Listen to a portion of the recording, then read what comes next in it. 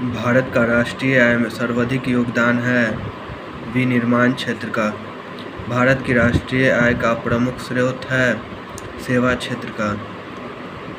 योजना काल में राष्ट्रीय आय में किस क्षेत्र का योगदान घटा है? तो ऑप्शन नंबर ए कृषि क्षेत्र का। वर्तमान में भारत की राष्ट्रीय आय में किस क्षेत्र का सर्वाधिक योगदान है? तो आंसर नंबर डी सेवा क्षेत्र का।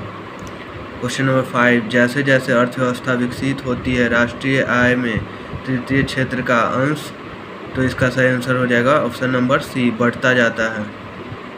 क्वेश्चन नंबर 6, 1950 से 1990 की अवधि के दौरान जीडीपी में कृषि का आनुपातिक योगदान उल्लेखनीय रूप से घटा है।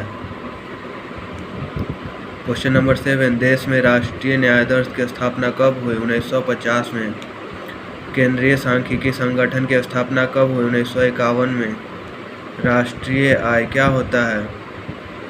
तो ये है ऑप्शन नंबर बी उत्पादन लागत और निवल राष्ट्रीय उत्पाद। क्वेश्चन नंबर 10, भारत की राष्ट्रीय आय अनुमानित होती है, तो इसका सही आंसर ऑप्शन नंबर सी केंद्रीय सांख्यिकी संगठन द्वारा। भारत की राष्ट्रीय आय अनुमानित होती है केंद्रीय सांख्यिकी संगठन द्वारा। क्वेश्चन नंबर 11, निम्न में से किस राज्य की प्रति व्यक्ति आय सबसे अधिक है? तो इसका सही आंसर है option number A Goa. Question number 12, Bharat में चालू मूल्यों पर प्रति व्यक्ति न्यूनतम आय वाला राज्य है, तो इसका सही आंसर है option number A Bihar. Question number 13, 1867 से 68 में भारत में प्रति व्यक्ति आय 20 रुपये थी, यह सर्वप्रथम अभिनिश्चित किया, तो इसका सही आंसर हो जाएगा ऑप्शन नंबर डी दादा भाई नारोजी। क्वेश्चन नंबर 14, ड्रेन का सिद्धांत द थ्योरी ऑफ ड्रेन किसने प्रतिपादित किया था? तो इसका सही आंसर हो जाएगा ऑप्शन नंबर बी दादा भाई नारोजी। क्वेश्चन नंबर 15, भारत में राष्ट्रीय आय की गणना में किस विधि का प्रयोग किया जाता है? तो इसका सही आंसर हो जाएगा ऑप्शन नंबर सी उपयुक्त दोनों। क्वेश्चन नंबर 16, हिंदू वृद्धि दर किससे संबंधित है? तो इसका सही आंसर हो जाएगा ऑप्शन नंबर बी राष्ट्रीय आय से। हिंदू वृद्धि दर किससे संबंधित है? राष्ट्रीय आय से। क्वेश्चन नंबर 17, 1949 में गठित राष्ट्रीय आय समिति के अध्यक्ष कौन थे? तो इसका सही आंसर हो जाएगा option number B PC Mahalanobis. Question number 18, स्वतंत्रता पूर्व भारत की राष्ट्रीय आय के संबंध में किसने अनुमान लगाए थे? तो इसका सही आंसर हो जाएगा C option number C Naoroji व सिराज ने।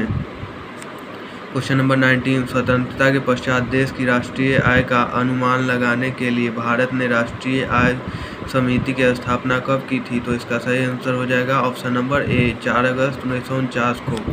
स्वतंत्रता के बाद की समय अवधि के लिए राष्ट्रीय आय अनुमान को किस श्रृंखला के अंतर्गत रखा गया था? तो इसका सही आंसर हो जाएगा ऑप्शन नंबर डी इनमें से सभी। परंपरागत श्रृंखला, पुनरीक्षित श्रृंखला, नवीन श्रृंखला, मतलब इनमें से सभी। क्वेश्चन नंबर 21, भारत में राष्ट्रीय आय की गणना किस आधार पर की जाती है? तो इसका सही आंसर हो जाएगा ऑप्शन नंबर सी उपयुक्त दोनों के आधार पर, मतलब चालू मूल्य के आधार पर और स्थिर मूल्य के आधार पर। क्वेश्चन नंबर 22, वर्तमान में राष्ट्रीय आय समंकों की गणना किस आधार वर्ष पर की जा रही है? तो इसका सही आंसर हो जाएगा ऑप्शन नंबर डी 2004 से 5।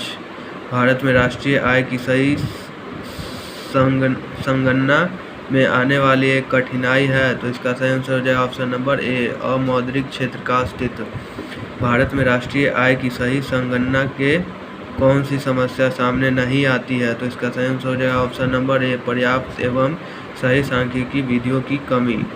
क्वेश्चन नंबर 25, भारत में सर्वप्रथम राष्ट्रीय आय का किसने आकलन किया था? तो इसका सही आंसर हो जाएगा ऑप्शन नंबर ए दादा भाई नारोजी। तो इस वीडियो में 1 से 25 तक का ही प्रैक्टिस करते हैं। अगला वीडियो में आगे का क्वेश्चन का प्रैक्टिस करेंगे।